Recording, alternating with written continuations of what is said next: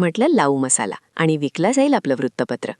गरजेनं संस्काराला हरवलं आणि आता मी ठरवलं, चंद्या आहे सर्वात चर्चेत असलेल्या व्यक्तिमत्वाला लावायचा मसाला आणि विकायचं आपलं वृत्तपत्र आणि वाढवायचा खप.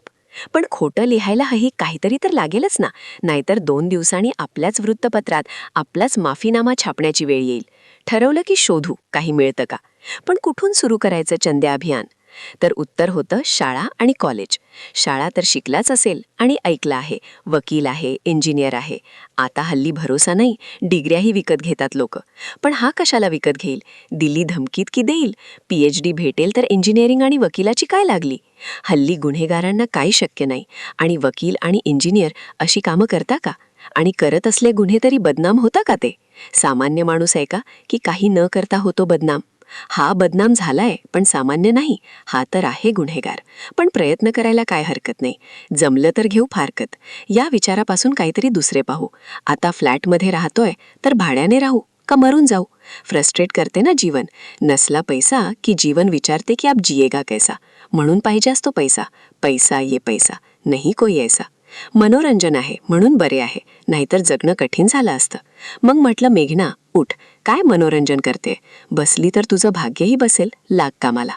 मग सोर्स लावले, माहिती मिळवली, धागे धागे जोडत शोधली शाळा. महात्मा गांधी विद्यालय धरणगाव. कळालं त्याच्या दुसऱ्या दिवशी निघाली, गाठली शाळा. महात्मा गांधी विद्यालय धरणगाव.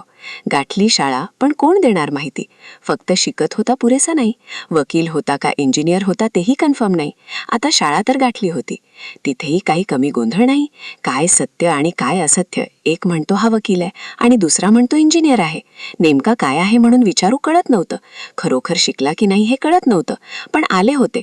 धमकवलं नसेल तर कमीत कमी विकत घेऊ शकतो. विकतही ओळखीच्या ठिकाणीच घेतो माणूस.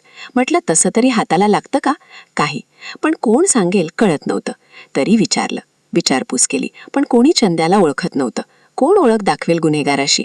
लोकांचं बरोबर आहे, पोलीस गुन्हेगारांना काही करत नाही, ओळखीवाल्यांना त्रास देता विनाकारण, कारण त्यांच्यापुढे काही चालत नाही.